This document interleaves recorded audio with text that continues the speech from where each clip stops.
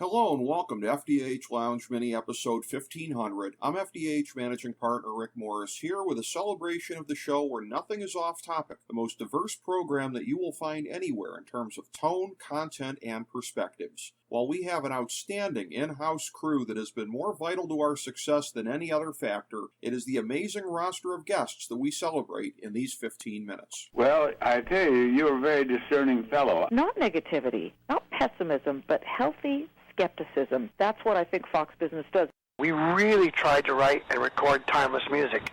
And for us, that was reaching for the best performance, the best songwriting, the best sonics we could at the time. None of us realized that we would be so fortunate to still see that happening where you can turn the radio on today. The idea that this person that's running against me is the biggest son of a bitch who ever lived. That's the message every time you hear a politician talking about his opponent now, because that's what you're supposed to do. It's supposed to be like a battle to the death. People used to look forward to seeing the Dodgers in the World Series. And it's been a long time since we've been there, but I believe from the bottom of my heart that this year that will be achieved. I think that Jesus was a great teacher. The parables that he left us with are things that, if practiced, can change the course of human history. When you think of the history of the National Football League, well, George Halas is the George Washington, but Paul Brown was the Thomas Jefferson. Americans love big things. We love big bank accounts. We love big cars. We love big-chested women. We love big fighters. For us to be in a position now as part of this deal, that in a few years, when one shining moment is played, that'll be on Turner. Now that's cool. The match I had with Andy Kaufman really put me on the map, not just nationally, but worldwide, and that was something that you just didn't get done back then. You didn't get national publicity in the early 80s if you were a wrestler. But suddenly here was a guy from Memphis, Tennessee, on the David Letterman show, on Saturday Night Live. If you've truly hurt someone, then you've done your job. There is a lot of good that's being done out there. I see the Iraqi people coming up and giving Americans and Iraqis intelligence, seeing them develop an intelligence network. I see them fighting for their own freedom and for the security of their nation, and those are very positive things.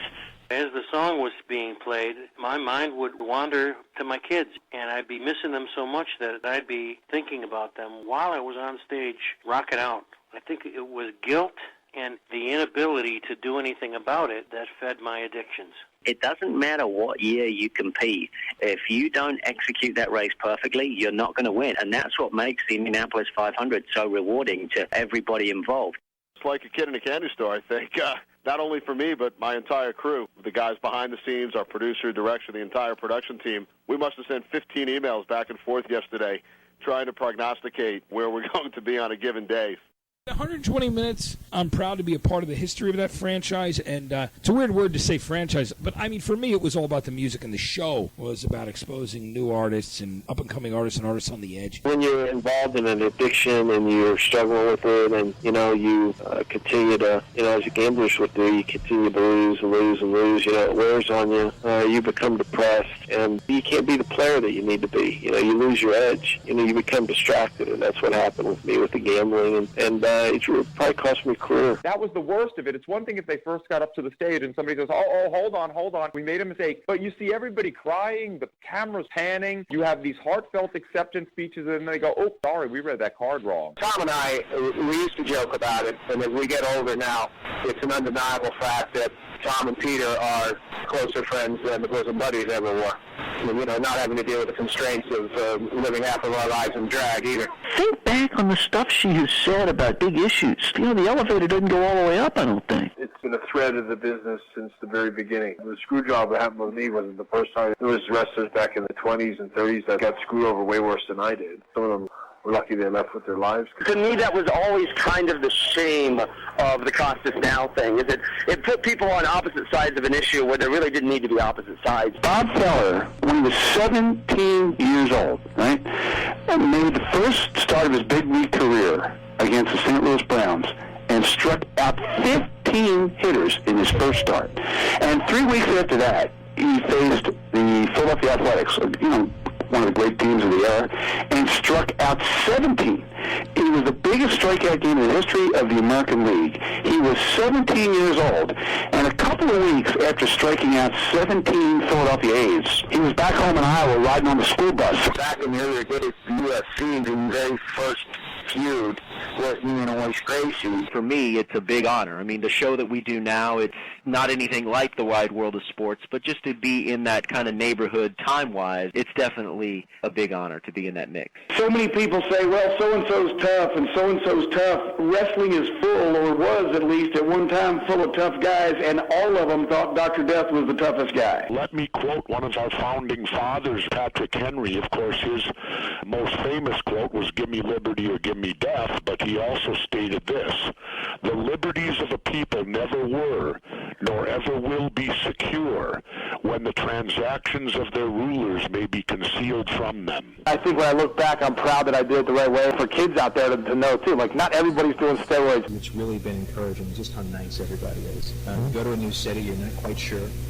how people are going to react. I'm the only guy that, at the peak of his career, the peak of his earning ability, that left the wrestling business and just stayed gone. There's an unpredictable nature to the NFL. Every time you think you have a handle on things, it can change, and it can change very quickly. It's the one league, and it's been proven that a team that's finished in last place finds a way at the top of the division the very next year. It reminds me of a tale of two cities. It was the best of times. It was the worst of times. They go, oh, yeah, like Antonio Inoki's like Hulk Hogan. I go, no, he's like Muhammad Ali. It's a different level than Hulk Hogan. But, people just kind of see like Hulk Hogan being the ultimate, or, oh, it's like WWE, and it's like, No.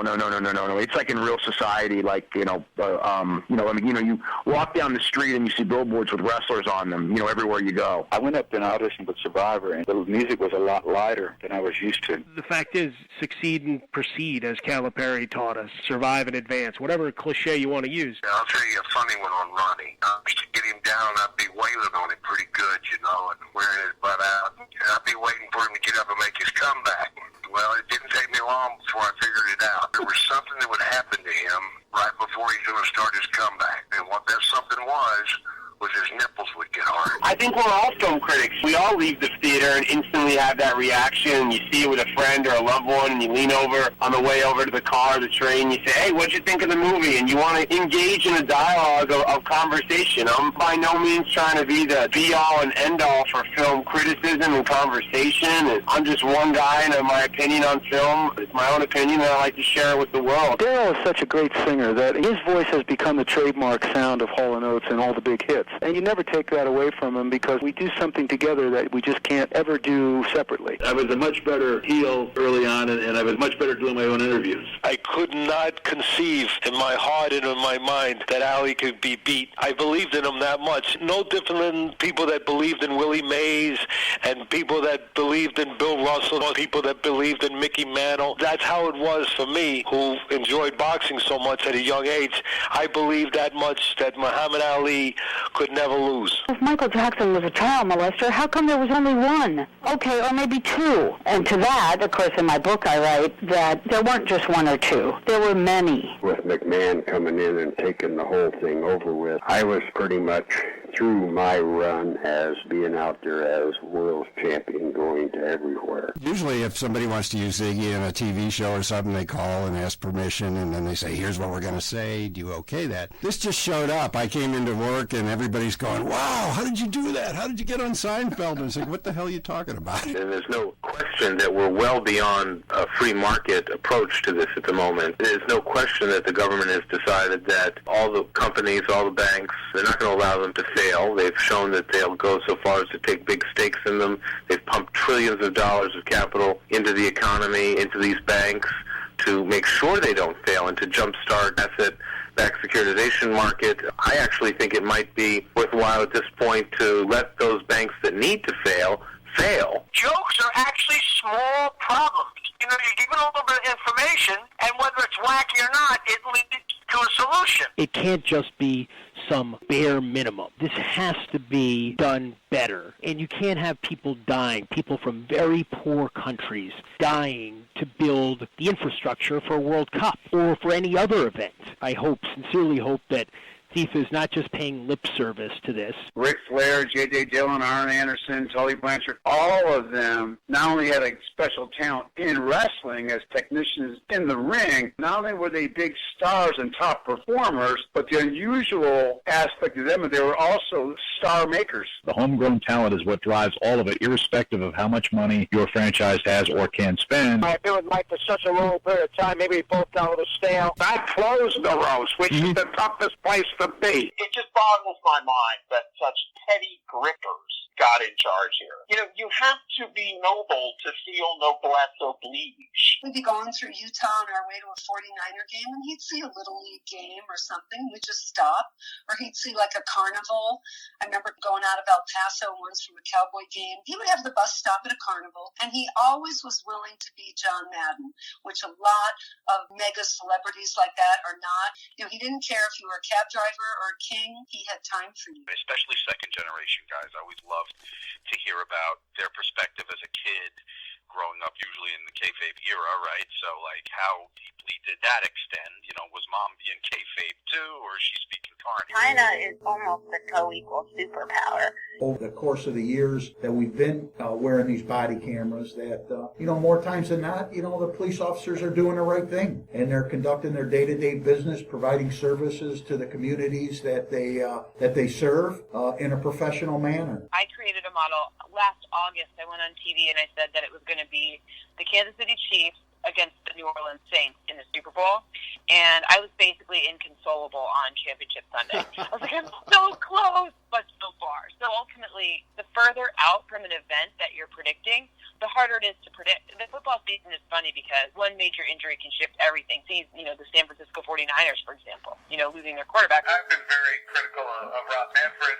I have done podcasts on the subject. I have evidence to back it up. I mean, he's been involved in a lot of impropriety. And the bigger thing that I found, and this is from somebody who's covered the sport for 26 years, is Manfred knew the whole thing back in 2017. That's a real problem if the insurance carriers don't back the NFL anymore. Very vulnerable. See, a lot of guys don't even understand this. Robert and I, yes, worked on top for Jimmy Crockett, worked on top for Bill Watson. But remember, we made them rich. They didn't make us rich. I paved little roads for our business, and I think I did for these guys make millions of dollars. And I'm telling you guys, I am 63 years old. And I make more money now on the independent circuit than I ever made on top in any territory I ever been in. And that's still not making a lot. I remember in kindergarten, my friend looked at me because the teacher said that we were all slaves, and she looked at me as I was the only black girl in class. She goes, "Are you a slave?"